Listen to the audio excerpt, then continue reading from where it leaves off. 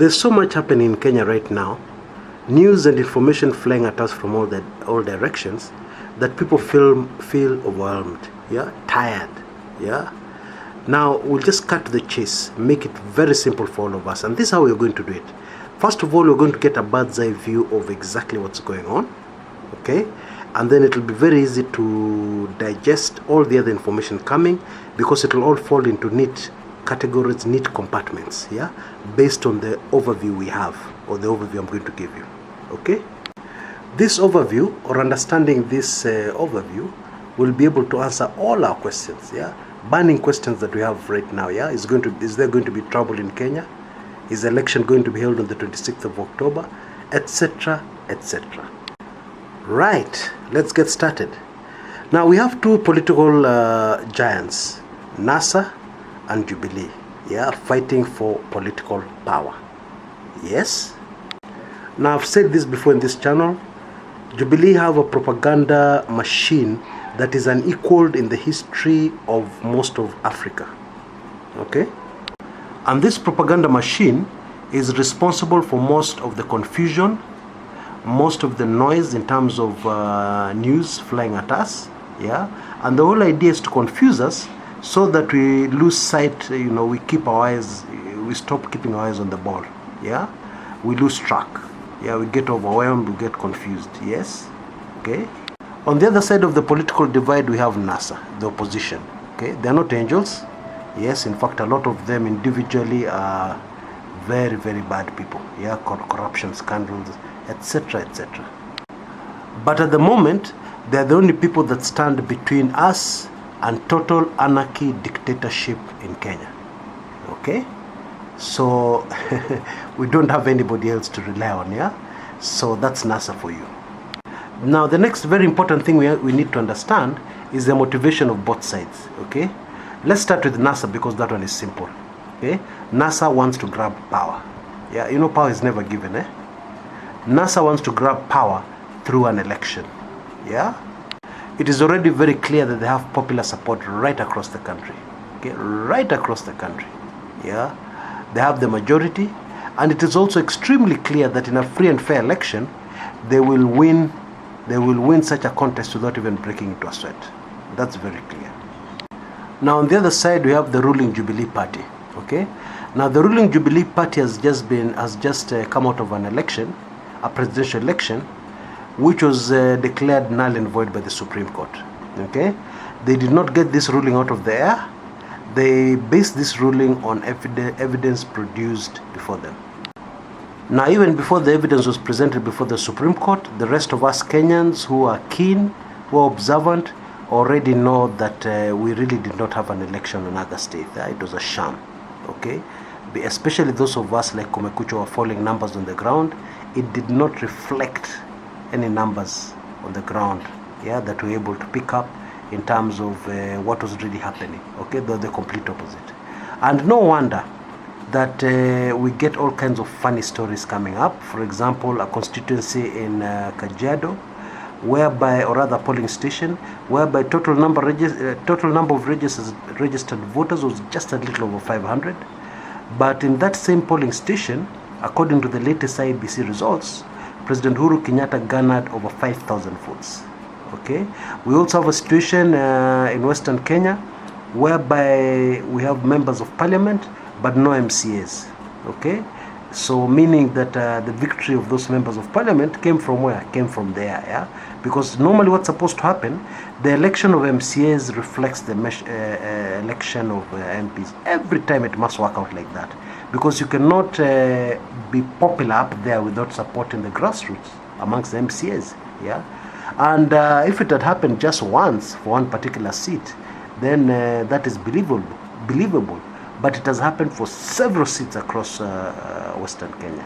Okay, yeah, and so on and so forth. Okay, so there was no election. Now, what would you do if your grand plan of remaining in power was based on rigging the election, fiddling with the elections, and you had elaborate plans to do that, and then the Supreme Court just quashed your election? They just made the election null and void. What would you do? And then to make matters worse, the Supreme Court announces and says that go and carry out another election, a fresh election, in strict conformity to the Constitution. To make matters worse, you have an opposition who are very determined to have a free and fair and credible and verifiable election. Okay? Which means that all the loopholes for you to cheat and get back to power are being shut. What would you do? Well, I'll tell you what I'd do. I'd make sure that there's no election. Pure and simple. But being the smart political player I am, I would make sure that nobody is able to finger me out as being the main hindrance to the election. I would make sure that I blame it all on somebody else, convince the public that it is actually the opposition who do not want an election. Okay? And what would be my end game? My end game is that if I can't get it all, at least let me get nusu mkate. Okay? Now let's go back to 2007 very quickly. In 2007, there was trouble, there were negotiations, and we had a grand coalition government. Okay?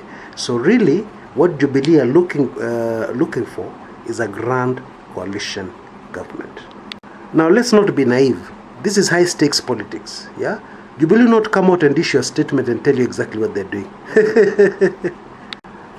Even the politicians, yeah, they will not have pillow talk with them Mpango account and tell them everything. That, oh, you know us guys, now we're in a corner, so we have decided to do 1, 2, 3. Never. Yeah. In fact, the Jubilee High Command will not even voice their main strategy to their closest supporters. Yeah. They'll play their cards close to their table, make sure that the PR machine is operating full blast. Yes. So in the end, Kenyans get very confused, extremely confused, which is exactly the situation where we are in today. There's one more thing you need to know about Jubilee so that you understand the unfolding events in the country. Okay? And this is a trend that has been very clear in Jubilee right from the beginning of the campaign period, right from the beginning of this year. Okay? Long even before the elections. Okay? There's an emotional element in Jubilee. What do I mean? What I mean is that emotions should never be mixed with politics. Just like emotions should never be mixed with business. Yeah, if you want your business to fail, bring in emotions. Yeah, it should just be called business. Okay, so even in politics, it is just called politics. Yes, you try your best. Of course, we're all human beings. Of course, we all have emotions. But what you do, you try your best to limit your emotions and leave them out of decision making, so that you can make sound political decisions, so that you can make winning strategies to win any political contest. Okay.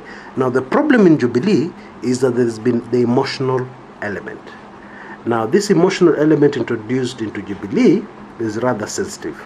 Yes, because somebody has just suffered some very harrowing experience behind bars because it touched on that emotional aspect of Jubilee. Okay.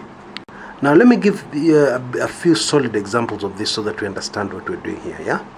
Now, if you remember when there was the Nairobi nomination for governor, yes, there were some very powerful forces within Jubilee that opposed Mike Sonko, yeah, being the candidate for Jubilee in Nairobi. Okay. Now this was a very noble but emotional decision to clean up the party, present the party as very clean. Yes. But it was not a politically sound decision. Yes, because as you see today, Jubilee Party is relying very heavily on Mike Sonko for influence in Nairobi. Okay, so obviously you see it was a big blunder. This emotional aspect came up again in the arrest of Babu Owino. Yeah. Now let's just stand back and look at this thing from a bird's eye view. You know, look at it coldly and analyze the facts. Yeah. Now we have had politicians like Moses Kuria hurl abuses at people in the opposition, hurl abuses at Raila Odinga. In fact, in one instance, Moses Kuria even said that he would shave the hair in the private parts of the wife of a very senior member of the opposition. Now, if that is not an insult of the worst kind, I don't know what is. Okay, but of course nothing happened to Moses Kuria. Okay, so this young man comes up and makes a statement, and life is made hell on earth for him. Okay, that's an emotional decision. I mean, in politics, people talk all kinds of things, but before you make your move in politics, especially at such a high level, you sit down and you analyze your position, especially what we call the political consequences of what you're going to do. Okay? And once you've analyzed that, then you make a decision based on that. You do not wake up one morning and say, "Ay, araugatia, anjita gui, Then you just get emotional and say, "No way, we must deal with this guy." You don't do that. Okay? Now I'll tell you why you don't do that. As you listen to this recording, Babu Owino is a giant in Nairobi politics. He is such a giant in Nairobi politics that, for instance, if the Nairobi gubernatorial elections were to be repeated, let's say there's a by-election, and there's a very high probability of that happening, because there are petitions in the court, yes. If that were to happen, Mike Sonko would lose, because the mood, the politics in Nairobi has shifted dramatically over the last 2 days, just because of this small boy from the university. Actually, he's not that small, because Babu Owino has been chairman of SONU for a record number of years. He's very well loved by the student community. Okay, is very well loved in areas, slum areas like Kibra, yes. But he's better loved now because he's a victim. He's riding on sympathy. So he's a political giant, yes. Now, don't get me wrong. I'm not supporting what Babu Owino said. I mean, some of the remarks, they are really lines you should not cross, yes. Like, if you abuse somebody's mother, that is very wrong. Nobody's going to support you on that, No sane person is going to support you on that, no matter what, okay? However, one has to look at the consequences of the actions, and also one, in politics, especially at such a high level, you have to measure what you're going to do very, very carefully. Especially in a country that has freedom of speech, because really what one should do, if you do not want your mother to be insulted, then don't go into politics. It's as simple as that, because politicians are just not the way they are. Anything can happen in politics. Tomorrow somebody will just wake up and talk about how ugly your children are. It happens in politics. Okay, rules or no rules. Some people say there are no lines to be crossed, but actually in politics there are no rules. Tomorrow a madman could wake up and say some very crazy things about your kid for nothing, and maybe you're not guilty, you've not done anything. I'm not saying the Kenyatta family are not guilty, but what I'm saying is that in politics anything can happen. So this emotional aspect within Jubilee is very dangerous for Jubilee. And going forward, I think it's still going to be a factor as things unfold in Kenya. Okay, now in the next part of this recording, we'll now go on to the unfolding events and what has happened. We now clearly understand each side of the political battle. We'll just now go individually into incidences that have unfolded, so that we can understand what is going to happen, so that we can answer questions like what next for Babu Owino, questions like will there be an election on 26th of October, and if there's no election, what will happen next. Okay, so the usual drill. Just look out for that link on the top left hand corner, click on it, and you'll be there in no time. This is Chris Kumekucha. See you there.